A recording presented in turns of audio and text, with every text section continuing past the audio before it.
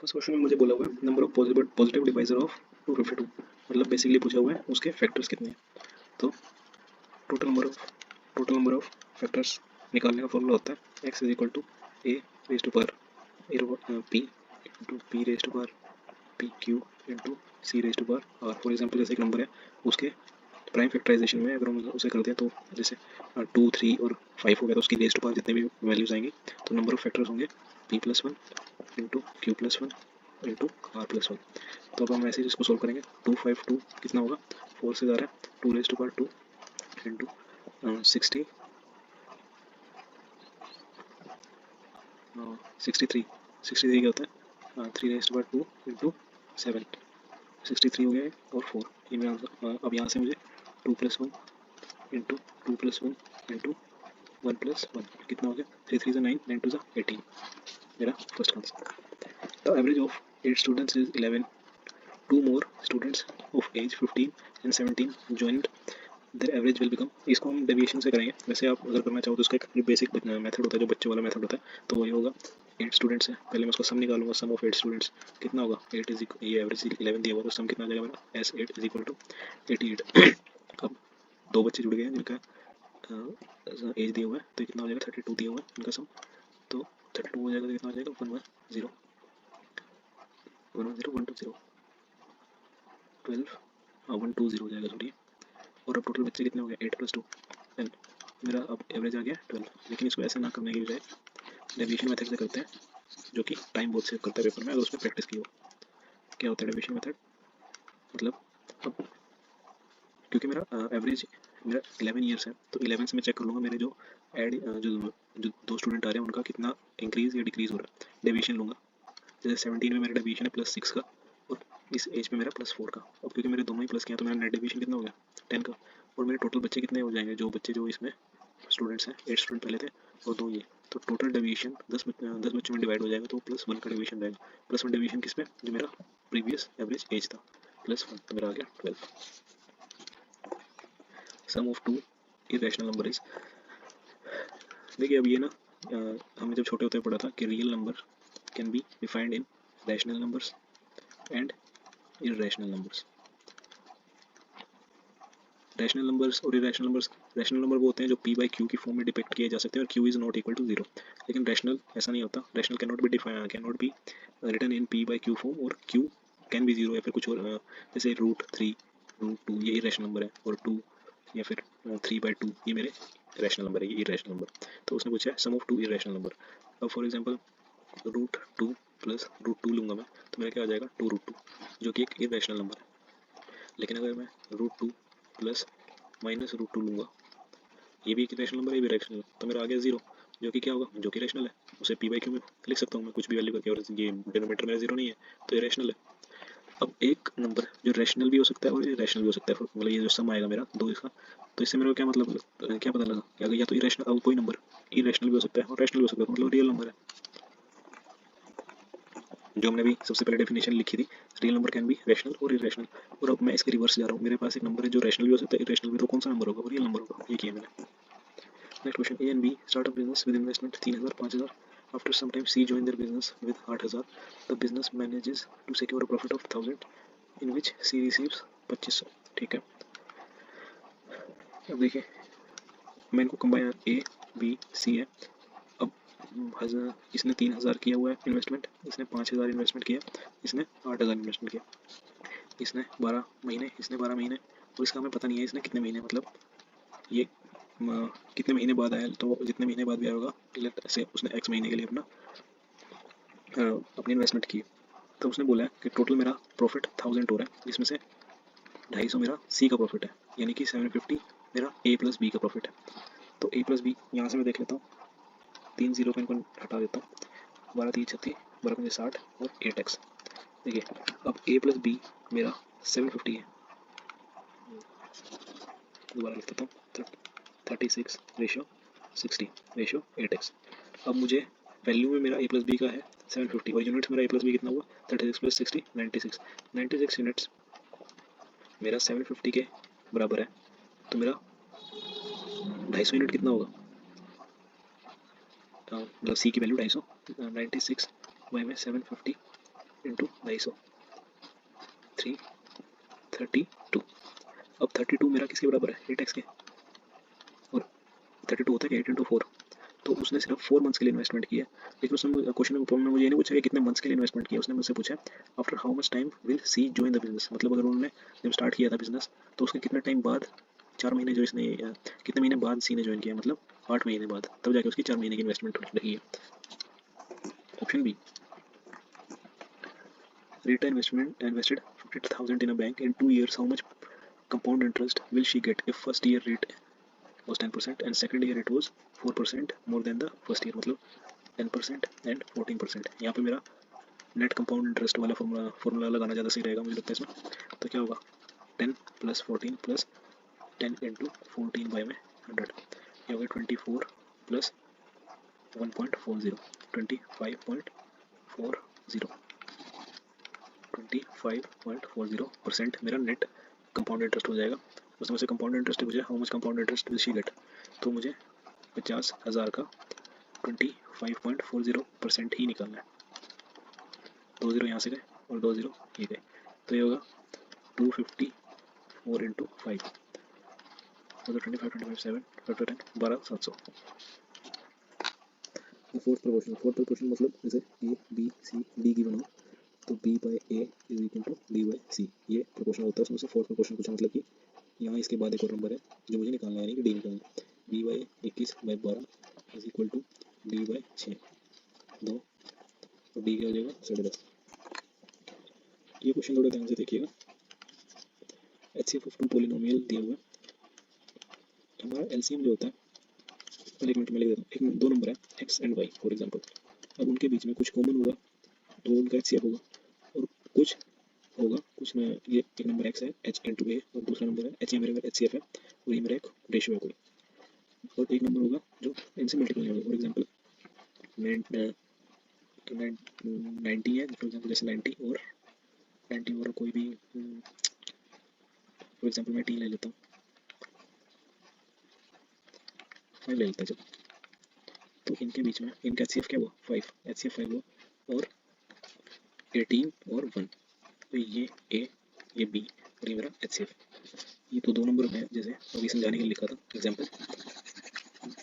अब उसने मुझे बोला हुआ HCF दिया हुआ है ये H और LCM दिया हुआ है ये, तो मतलब कि x² - x इंटू कुछ A और B ही ये दिया हुआ मुझे, मतलब कि ये, तो मुझे इसको इससे डिवाइड करना पड़ेगा, या तो आप इसे डिवाइड कर लीजिए अगर आपको डिवाइड करना आता है, लेकिन मैं इसको सोल्व कर दूंगा पहले। ये क्या होगा x4 + -9x² - x² + 9 x² - 9 -1 x² - 9 x² - 1, ये देखिए मेरा HCF अपने आप ही कॉमन आ गया बाहर, और x² - 9, इसको मैं क्या लिख सकता हूँ x + 3 x - 3 x² - 1, ये मेरा LCM आ गया। इसको सोल्व करके आया, और देखिए ये मेरा HCF है और ये मेरा A और ये B, ये दो नंबर अलग हो गए, तो मुझे दिया हुआ है एक नंबर, मतलब ये HCF इंटू A दिया हुआ है, मुझे HCF इंटू B निकालना है। तो या तो ये HCF इंटू ये है या फिर ये HCF इंटू ये, इन दोनों में से कोई एक गिवन है, आप मल्टीप्लाई करके देख लीजिए। मैं इसको देखता हूँ, इन दोनों को मल्टीप्लाई करता हूँ, HCF into A x³ + 3x² - x - 3, तो मुझे ये देखिए x², ये जो मेरा यहाँ पे है वो HCF इंटू B दिया हुआ है क्योंकि मैच नहीं करना, तो मेरा HCF इंटू A मुझे यही बताना है, अदर बताना है, तो यही मेरा आंसर होगा x³ + x² 3x² - ये मेरा सी आंसर। अब मैं इसमें दिखा देता हूँ, शायद ये देखिए B दिया हुआ मुझे, मैं HCF इंटू B का मल्टीप्लाई करता हूँ, x³ - 3x² - x + 3, ये देखिए मुझे यही दिया हुआ था एक दूसरा number. What will be the simple interest to compound interest compounded annually ratio on two identical fund put in the bank at the rate 8% for 3 years? 3 years के लिए सिंपल इंटरेस्ट तो सिंपल 8 × 3 हो जाएगा, और फॉर 3 years, और 3 साल के लिए मेरा कंपाउंड इंटरेस्ट कितना होगा 8 8 16 64 तो होगा 2 साल के लिए, और +8 प्लस ये मैंने A और B वाले मेथड से किया, 16 16 2 साल का प्लस तीसरे साल का 8 प्लस 16.64 इंटू 8/16। सो 8 4 512, 8 6 48, 353 बाई में ये इतना जाएगा 1.24.64 प्लस 1.333129.25। तो 3 साल का मेरा हो जाएगा 25.912। इसका मुझे रेशो निकालना है 24 जीरो रेशो पॉइंट डेसिमल डाल लेते हैं 25912। इसको सोल्व करने के बाद मेरा आएगा ये the cost price of a bike is this, a dealer get this % profit over the cost price, find out the selling price of the bike। और मेरा जो CP है वो 100% होगा, लेकिन जो मेरा डीलर है उसको अपना 6% का मार्जिन रखना है ताकि वो उसका प्रॉफिट हो सके। तो प्रॉफिट 6% है, तो मेरा SP क्या होगा 106%। मुझे 100% दिए हुए 25,000, मुझे 106% निकालना है। 106% ऑफ 25,000 ये कितना होगा 25 से 150, 25 से कम 25 और 265000 जो भी होगा डी मेरा आंसर आएगा। What would be the simple interest for 5 years on this at the rate of 6 per annum? Simple interest निकालना है SI is equal to PRT upon में 100 वाले फॉर्मूले से 990 प्रिंसिपल दिया हुआ है, रेट दिया हुआ है 16 और टाइम 5 years। 6 5 80, एक ही जीरो चला जाएगा, एक यहाँ से 8 आ जाएगा, दोनों जीरो गए, आखिरी में 2 आना चाहिए। ये वाला सी वाला आंसर है मेरा। सब कैलकुलेट 9 8 9 आखिरी में 72। The average mark of each section this student are this। ये मुझे नंबर दिया हुआ है स्टूडेंट्स का और ये मुझे उनका एवरेज दिया हुआ है।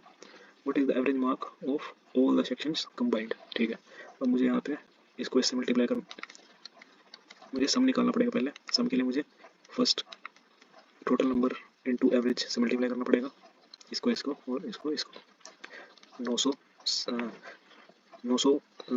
सम का मार्क आ जाएगा फर्स्ट क्लास का, सेकंड सेक्शन का आ जाएगा 45 इंटू 45 525 और 520 और 52 इंटू 41 41 इंटू 4 164 इंटू 13 52 78 83 2132। बस इनको सारों को इससे डिवाइड करना है, 7 903 127 से डिवाइड करना है। डिवाइड कर लेते हैं, कितना आएगा 7 5 10 और 5 5057 127 से डिवाइड करना है।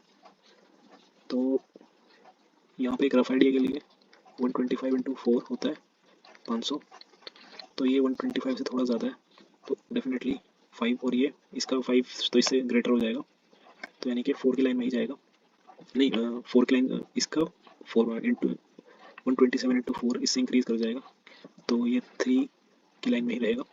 ये फिर भी करके देख लेते हैं कि ये 4 के आसपास जाएगा। यहाँ से आइडिया लेने के लिए 127 इंटू 4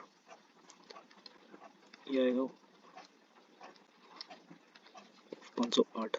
अब ये क्योंकि 4 के फैक्टर से वो थोड़ा मतलब सिर्फ 3 का ही कम है, ये 505 है, 508 3 का कम है, तो डेफिनेटली ये 40 से जस्ट थोड़ा सा कम होगा। यहाँ से हम इसको मार्क कर सकते हैं। या तो पूरा सोल्व कर लीजिए या थोड़ा सा अपनी कैलकुलेशन जो आपने सीखी है उनसे थोड़ा आइडिया लेके आप अपना थोड़ा एस्टिमेट से भी आंसर लगा सकते हैं। In an election Rashida and Suhana were two only candidates and all the votes cast went in favor either or against of the two candidates. Rashida secured 48, तो सुहाना को 52 मिले होंगे 100% वोट्स में से, and lost to Suhana by this. तो एक को 48 मिले हैं, एक को 52 मिले हैं, डिफरेंस कितना होगा 4% का।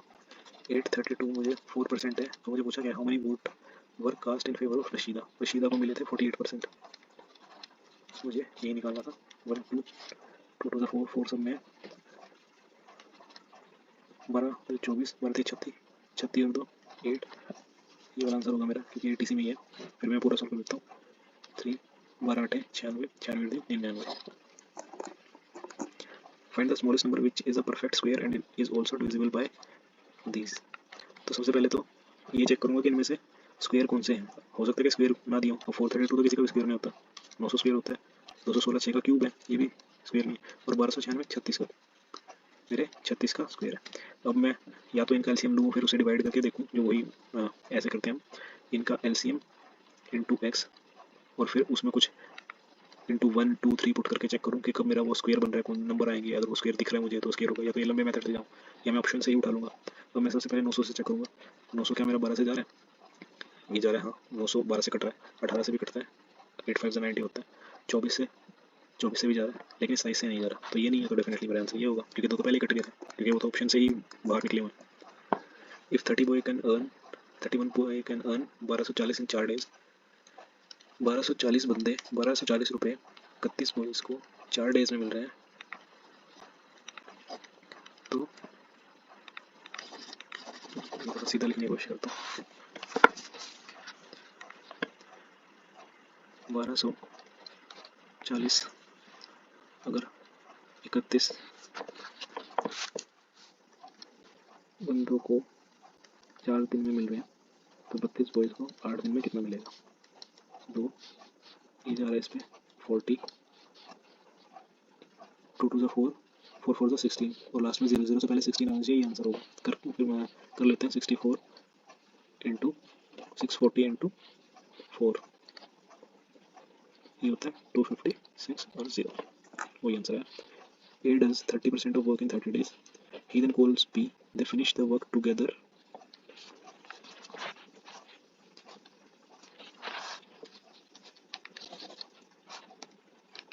They finish the work in 20 days. देखिए A 30%, A अगर 30% वर्क 30 डेज में कर रहा है, तो टोटल वर्क कितने दिन में करेगा, 100% वर्क 100 डेज में करेगा, और फिर A और B रिमेनिंग वर्क 30 वर्क हो चुका है, बचा कितना 70%, यानी कि 7/10 मेरा वर्क बचा हुआ है, तो इस वर्क को वो 20 दिन में कर रहे हैं, तो यानी 200 बाई 7 डेज में दोनों मिलके इतने डेज में बाकी का काम निपटा रहे हैं। एलसीएम क्या आएगा, 200 2 और 7। अब ए और बी 7 है, कि ए और बी की एफिशिएंसी 7 है और ए की एफिशिएंसी 2 है, तो यहाँ से मेरे को पता चल रहा है बी की एफिशिएंसी क्या होगी 5, तभी तो ये 2 + 5 मिलकर 7 बनाएंगे ना, 2 तो ए की मुझे यहाँ से पता ही लगी। तो उसने मुझसे पूछा क्या बी अकेला कितने दिन में काम करेगा, इसको 5 से डिवाइड करूँगा तो क्या आएगा 40 डेज में, अगर ये सारा वर्क बी अकेला करे तो उसे 40 डेज लगे। A student has to secure 40% mark, ये 40% दिया हुआ to pass the examination. He gets 45% mark and fail by 5%, 5 marks. 45 marks secure किए हैं और 5 मार्क्स से फेल हो गया, अगर मैं उसे 5 नंबर और दे दूँ 50 तो पास हो जाएगा, और ये 5% दिया कितना है 40%, मुझे 100% निकालना है, ये हो जाएगा 25 125। एवरेज बताना है, एवरेज ऑफ इज तो सिंपल ऐड करके divide by number, sum of number upon में total number is equal to average. ये क्या हो गया 10 8 2 10 6 4 10 मतलब 30/1 2 3 4 5 5 equal to 6। A man covered a distance by train running at a speed of 50 km/h and covered the same distance walking back at the speed 5 km/h. If the whole journey took 5.5 घंटे, then what was the distance of one side? एक distance है D, जो अगर वो train से जाए, जो किसकी स्पीड है 15 km/h, ये हटा देता हूँ, और फिर एक वही डिस्टेंस को वापस पैदल चल के आए 5 किलोमीटर से, तो उसे टोटल टाइम कितना लग रहा है 5 1/2 आवर्स, यानी कि 11/2 आवर्स। डिस्टेंस बाय में speed is equal to time होता है ना, तो दोनों कंडीशंस के टाइम को ऐड करके मुझे नेट टाइम इतना लग रहा है 5.5 घंटे, तो यहाँ से मैं निकाल लेता हूँ टी को कॉमन, नीचे 50 आएगा एलसीएम 1 + 10, और इधर मेरा आरएचएस में क्या है 11/2, ये क्या हो गया 11/50 इज इक्वल टू 11/2, 11 से घटा 11 इससे गया 25, तो मेरा डी आ गया 25। और उसने मुझसे पूछा क्या what is the distance in kilometre of one side, जाने और आने का नहीं पूछा उसने, मुझे सिर्फ एक साइड का पूछा, तो मेरा डी है 25। A and B started a business together and got a profit in ratio, ये मेरा प्रॉफिट आया, B invested 80,000 for 12 months, A invested 72,000 for how many months, A और बी है उनके प्रॉफिट का रेशियो है 3/5, और उन्होंने बी ने इन्वेस्ट किए 80,000 फॉर 12 मंथ्स, और पूछा है ए ने कितने टाइम के लिए इन्वेस्ट किया, फॉर एग्जाम्पल लेट करते हैं हम एक्स ने टाइम के लिए किया, तो इसको सोल्व करें क्या आएगा 9